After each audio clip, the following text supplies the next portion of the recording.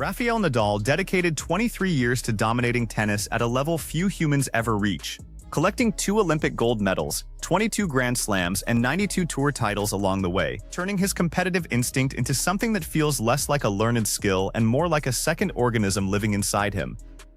When he finally broke a full year of post-retirement silence, he didn't choose a sponsor event, an exhibition match, or even a training session with Carlos Alcaraz. Instead, he stepped onto the court specifically with a 20-year-old woman from the Philippines, and then went on record to explain exactly why, which is the kind of information that demands your full attention. During a Movistar Plus interview last November, he described the session with the kind of straightforward simplicity that's always defined him, saying they asked, he was happy to do it, and through his academy he's still watching what catches his interest. And what he's watching is something the raw data of 2026 is now screaming loud enough for everyone to hear.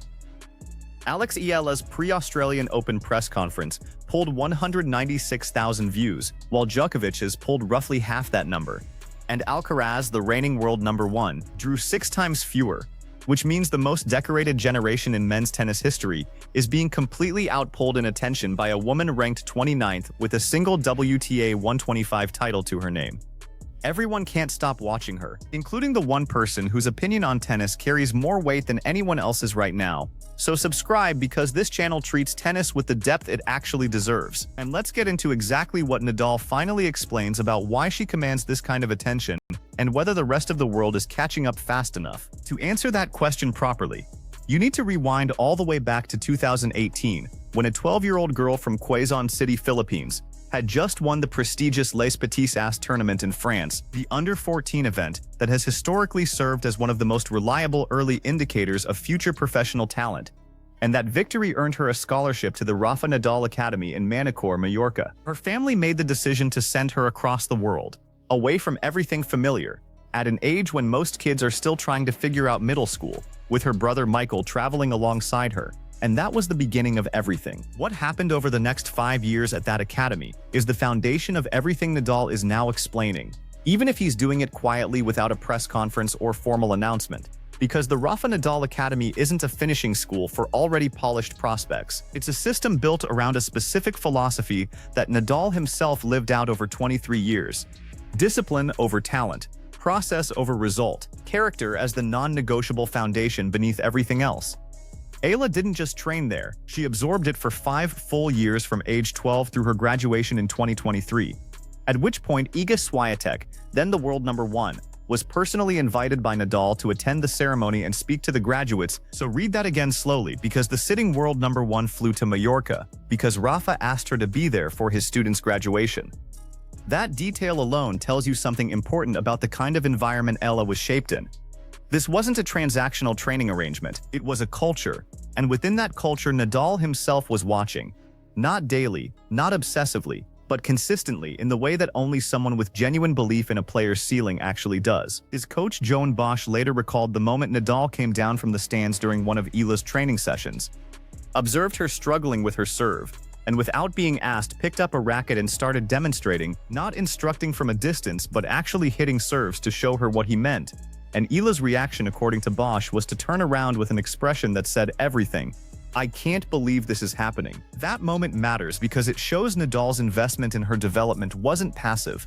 He was paying attention in the way that only someone with genuine belief in a player's ceiling actually does.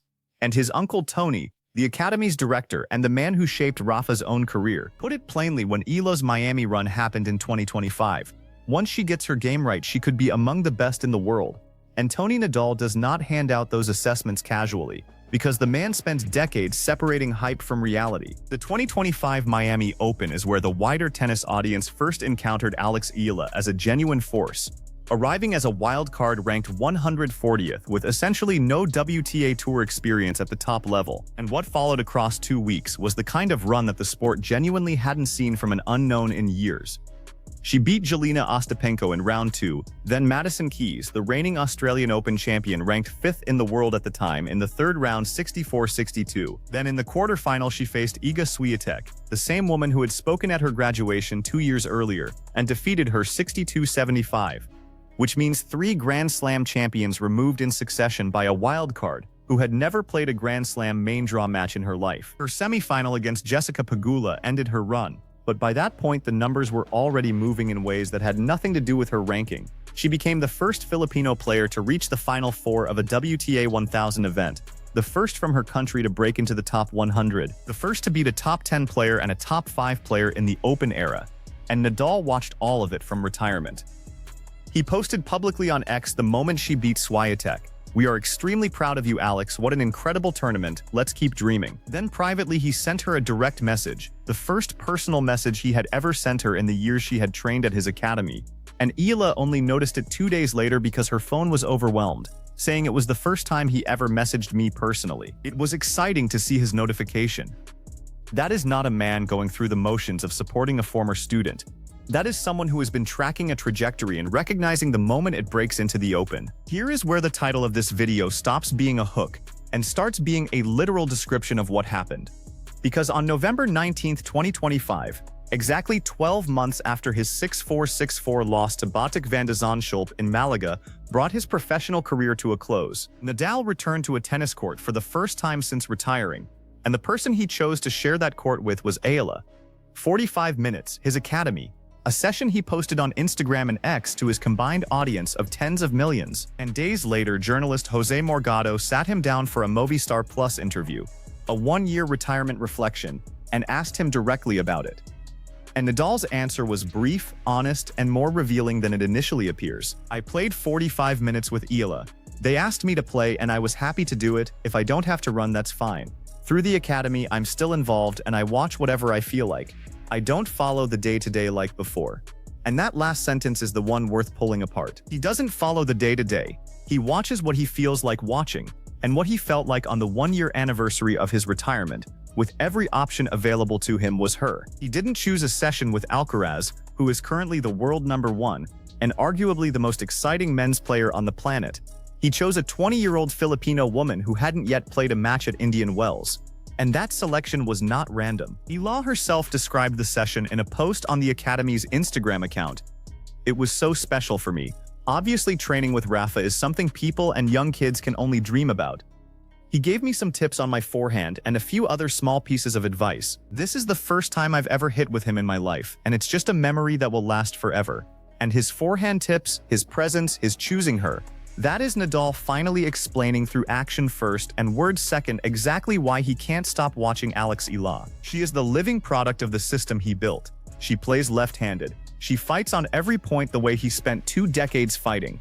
She absorbs pressure rather than collapsing under it. She is in the most specific possible sense a continuation of the philosophy he put into the world through that academy." The question posed at the end of the intro was whether the rest of the world is catching up fast enough to what Nadal has been seeing for years, and the answer based on the first 3 months of 2026 is barely, because Eala arrived at the 2026 Australian Open ranked 49th and walked into a press conference that generated 196,000 views, numbers that dwarfed every other player at the tournament. The crowds queuing for her first-round match against Alicia Parks filled Court 6 beyond capacity.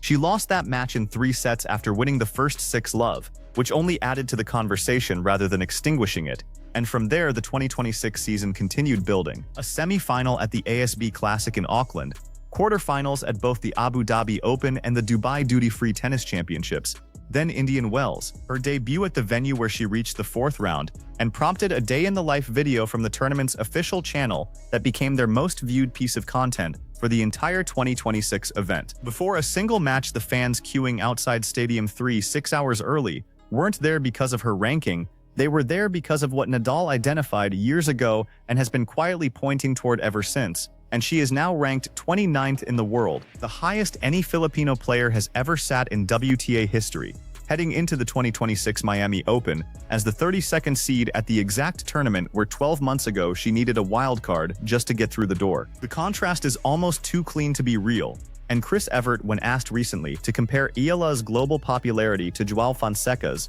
the Brazilian men's prodigy generating his own wave of attention, didn't hesitate and picked Eala, which is the measure of where things stand right now. Nadal built an academy on a specific idea that the values behind a champion matter as much as the technique, humility, resilience, the willingness to surround yourself with people who tell you the truth.